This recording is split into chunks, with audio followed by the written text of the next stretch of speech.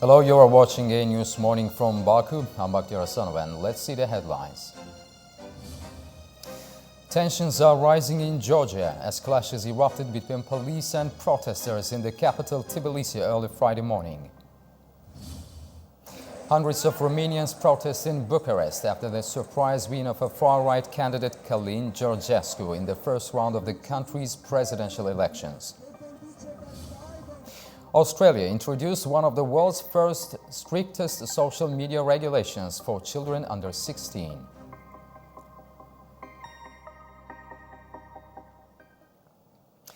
Tensions are rising in Georgia as clashes erupted between police and protesters in the capital Tbilisi early Friday morning. The unrest comes after the government announced a decision to delay European Union accession talks and after it rejected financial aid from the EU until 2028. As of now, there has been no formal response from the EU. Thousands of pro-European protesters took to the streets in Tbilisi in the early hours of Friday. They're angry with the Georgian government's decision to suspend EU membership negotiations and forego budgetary grants for the next 4 years. The announcement has ignited widespread outrage in a country where 80% of the population supports EU integration, according to an opinion poll. We are angry. This anger was, I don't know, it was gathering between the people, and now it's the day. Today they decided to end our history, everything what we have achieved for past 30 years, and not only that, for past maybe 100 years. They just decided to end everything today, and we will not let them do it. I don't know. We will not take it anymore. That's today. It should be decided, like who we are, who we were, and where we are going. Of course we're upset. We're so angry. It's literally beyond embarrassing. What this government is doing to us, it's literally like. This is really unbelievable. We are teenagers. This is the new generation. I cannot believe. The words cannot describe what is happening today. This is so disrespectful to our culture, to our people, for everyone around us. Georgians who fought for years to defeat Russians, and now what is happening? To become independent. Like, we've done so much to become who we are today. They attempted to storm the Parliament building, and riot police responded with tear gas, water cannons and pepper spray. The Interior Minister confirmed that 3 police officers were injured during the altercations. Police have also arrested some protesters. The country's president, Salome Zurabishvili, condemned the government, accusing it of waging a war on its people and publicly confronting riot police, questioning their loyalty to Georgia or Russia. The Georgian government defends its decision, and it reiterated that Georgia would pursue EU membership on its own terms with the goal of joining the bloc by 2030. Relations between Georgia and the European Union have deteriorated sharply in recent months. Brussels has accused the Georgian government of adopting authoritarian policies and aligning with pro-Russian interests, claims which the government has vehemently denied. Officials have accused the EU of attempting to pressurize Georgia into compliance with foreign demands, labelling it as blackmail. The protests have now spread beyond Tbilisi, with unrest reported in provincial cities, underscoring growing public dissatisfaction. Hundreds of Romanians protested during the night in Bucharest. It's after far-right candidate Călin Georgescu unexpectedly led the first round of the presidential election, sparking political concerns. Tensions have escalated in Romania after far-right candidate Călin Georgescu unexpectedly emerged as the front-runner in the first round of the presidential election. With a background of controversial views, including praise for fascist-era leaders and criticism of NATO, Georgescu's surge at the polls has sparked widespread protests in the capital city. Demonstrators have concerns about the potential direction Romania could take under his leadership. We're here to protest against this fascist movement that's coming here into Romania, against this leader that they have, Călin Georgescu, who appeared out of nowhere, clearly sponsored by Putin and by Moscow. We're fighting against all the things that were wrong during this campaign. A smaller group of Georgescu's supporters also rallied in his favour after Romania's Constitutional Court ordered a recount of the November the 24th election results. We fully support Mr. Georgescu, who at the moment is subject to a media lynching which he doesn't deserve. Further on, we as normal people would like Romania to stand up from its knees and regain its dignity and sovereignty. The court's decision to recheck the votes added to the growing uncertainty and controversy surrounding the election. Amid these tensions, Romania's Supreme Defence Council warned of cyber attacks aimed at influencing the second round of the election. The council indicated that Romania had become a target for hostile actions, particularly from the Russian Federation, raising further concerns about the integrity of the election process. The Israeli military says it has struck a facility in the southern part of Lebanon on Thursday, which it believes is used by Hezbollah to store mid-range rockets.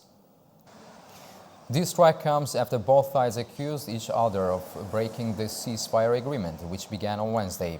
Israel says it opened fire on what appeared to be suspects with vehicles arriving in several areas in the southern part of southern zone. However, Hezbollah says Israel violated the ceasefire agreement when Israel fired on civilians returning to their villages. 14 agreements have been signed at the Collective Security Treaty Organization Summit held in Astana in Kazakhstan.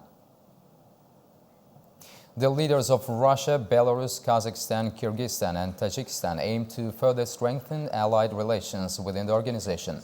Additionally, they agreed on a program to reinforce the Tajik-Afghan border, committing their goal of establishing a peaceful Afghanistan, free from military conflict, terrorism and drug trafficking. The next CSTO summit will be held in the fourth quarter of the next year in Kyrgyzstan. In Ukraine, hundreds of thousands of households in the capital of Kiev experienced power outages on Thursday as Russia's strikes hit the country's state grid. This is Russia's second big missile attack targeting Ukraine's energy infrastructure this month, with authorities claiming damage in 9 regions. This is the aftermath of Russia's missile attack targeting energy infrastructure across Ukraine on Thursday. Over 1 million households lost power immediately after the strikes. However, Russia has targeted energy infrastructure before, and residents say they're prepared. We have power banks. We have head torches that can be charged. We have everything we need. We are prepared. It's not the first time this has happened. Thank God water is back, as there was no water yesterday. Russia's President Vladimir Putin says this strike was in retaliation to an earlier attack on Russian territory by Ukraine, in which the country had used US medium-range missiles. US President Joe Biden responded to Russia's attack in a statement on Thursday, calling it outrageous and continuing to pledge support for Ukraine. However, Putin warned of a more intense attack if Ukraine were to acquire nuclear weapons. If the country with which we are currently fighting becomes a nuclear-armed power, what should we do? In this case, we will adopt and use everything. I want to emphasize this. Adopt and use exactly all the means of destruction at Russia's disposal. Everything. We will not allow this. The International Atomic Energy Agency says 3 nuclear power plants in Ukraine reduced their electricity generation following Russia's attack. The country's state grid operator warns of power cuts of at least 12 hours due to damages. Ukraine officials are concerned another strike by Russia will deplete the power grid as winter arrives. Germany is increasing its focus on domestic defense with plans to expand its civilian shelters. A proposal is currently under development to identify public and private facilities that could be converted into bunkers if needed. Germany is looking at both public and private facilities to see if they can be turned into bunkers to expand its existing shelters. Basements, underground car parks and metro stations could be converted into shelters with special software indicating the location of the nearest one. These plans come amid tensions with the war in Ukraine. There are currently 579 public ones set aside for the purpose of civil protection, with the capacity of around 480,000. There are pretty much no functioning shelters, and we have to recognize that. There are still rooms that were once intended as civil defense shelters, but they don't have the technical standards that we need. This is also due to the fact that when we talk about civil defense, we need to know what the threat is and what the protection objective is, and both of these questions have not yet been answered, but are still being debated. German media reported earlier this month that the federal and state governments, army, security authorities and emergency services are coordinating how they could defend the country in the event of a conflict. China has strongly opposed the U.S. decision to escalate cheap export controls, pledging to tackle necessary actions to protect Chinese businesses. The Biden administration is considering further restrictions on semiconductor equipment and AI chips. During a press briefing in Beijing, Ministry of Commerce spokesman He Yadong criticized the U.S. for expanding its national security measures, accusing Washington of abusing export controls and imposing unfair restrictions. These actions severely disrupt the international economic and trade order, destabilize global supply chains, and harm the interests of both Chinese and U.S. companies, as well as the global semiconductor industry. We urge the United States to respect the law of the market economy and the principle of fair competition. The US insists on escalating control measures. China will take necessary measures to resolutely protect the legitimate rights and interests of Chinese enterprises. Reports indicate that the U.S. may add up to 200 Chinese chip companies to a trade blacklist as early as next week, further intensifying tensions in the global semiconductor industry. An international Colombia-led anti-narcotics operation has seized more than 1,400 metric tons of illegal substance in 6 weeks. Large quantities of cocaine, marijuana and other drugs were confiscated. Officials made 400 arrests. It's reported that a new drug trafficking route to Australia was also found after officers discovered 225 tons of cocaine stuffed in 6 semi-submersible vessels. The International Orion Naval Campaign involved 10 international organizations and 127 institutions from 12 countries. At least 15 people have been confirmed dead and more than 100 remain missing after a landslide struck several villages in eastern Uganda. The disaster, triggered by heavy rains, buried thousands of homes, leaving widespread devastation. The landslide completely buried 40 houses, with others partially damaged. Rescue efforts are being hampered as washed-out roads and collapsed bridges block access to the affected villages. Uganda has experienced unusually heavy rainfall since October, leading to widespread flooding and landslides, with mountainous areas especially vulnerable.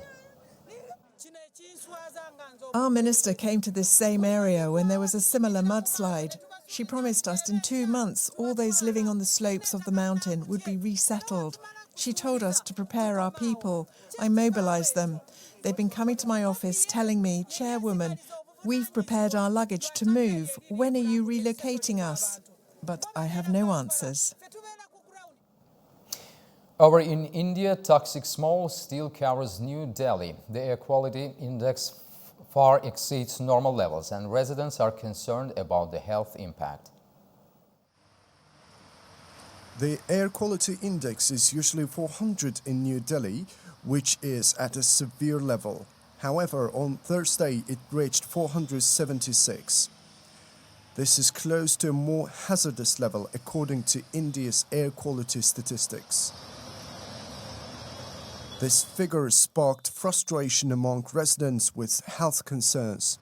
I do not feel like going out in the open, as it feels like Delhi has become a gas chamber. The situation has worsened, and you do not even want to go outdoors. The government is not able to control anything. It is difficult to live in Delhi now. The pollution is causing a burning sensation in the eyes and breathing issues when you are outdoors in the morning and evening.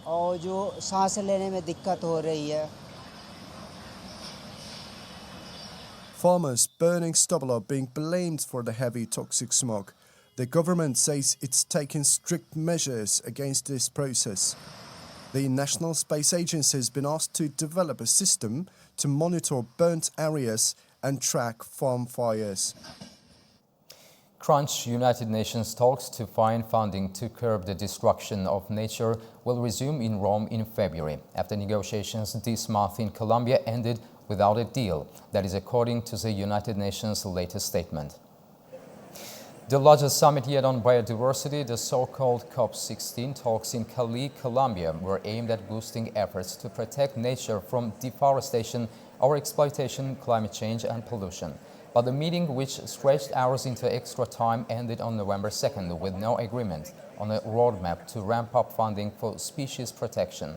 Many delegates had already left home by then, meaning the Colombian presidency was unable to establish a quorum.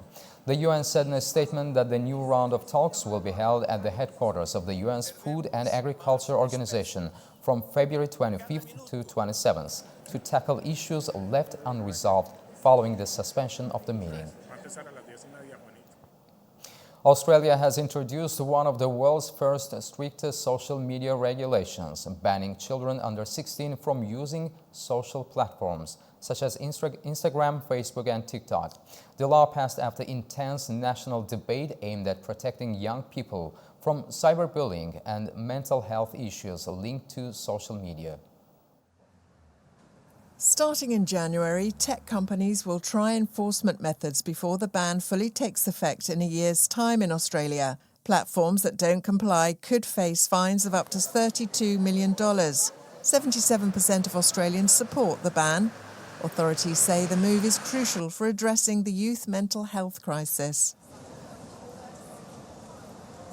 We know there is widespread concern and evidence about the severe mental health impact of social media on children. We've seen very disturbing global trends in youth mental health since the rise of social media, especially for girls. Critics argue Australia's social media ban for under-16s poses privacy risks and isolates vulnerable youth. They argue it reflects a generational disconnect with young people's digital lives. I don't think it's a good thing, really, because I think that it's not going to stop it, and also the government's taking control of things that is parents' responsibility. Because parents are going to keep still using their social media, aren't they? And their kids are going to be watching them doing it. So what's the point, really? Teenagers across the world have criticised Australia's new ban on social media for those under 16, calling it out of touch with reality. They expressed understanding of the ban's intentions, but argued that education and prevention are more effective solutions than a total ban. I agree that the time we spend in front of screens and the addictive side of social media, those are real problems, the extremely addictive algorithms.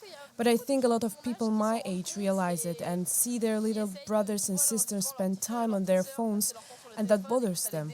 And so I think we're quite conscious that we do understand the problem and assume responsibility. But a total ban, no. I'm strongly against it because I feel like we are a new generation that is accustomed of having social media in our life, and it's something we use on a daily basis. And I think restricting our use isn't going to help us. The world watches closely to see if such measures can truly address the challenges posed by social media, and if alternative solutions like education and stronger moderation will prove more effective. Paleontologists in Lima have unveiled a fossil they believe is 12 million years old. The fossil belongs to an ancient species of crocodilian discovered in southern Peru. The relic was discovered in the Ica region of southern Peru, an area known for its rich fossil deposits. According to scientists from the Geological Institute, it belongs to a crocodilian species and measures between 3 and 4 meters long. Officials carrying out the reconstruction say it was found in near-perfect condition and represents the first juvenile specimen of the species to be uncovered. They added that the discovery shows the species also resided in South America.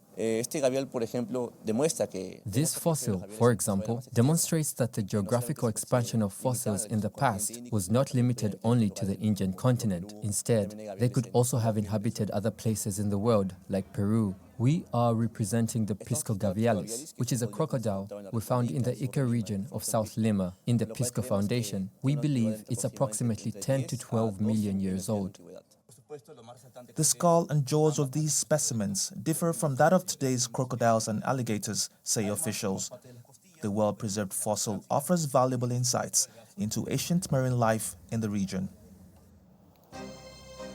That's all we have for this hour. You can also get the latest news and headlines around the clock on our website, that is anewz.tv.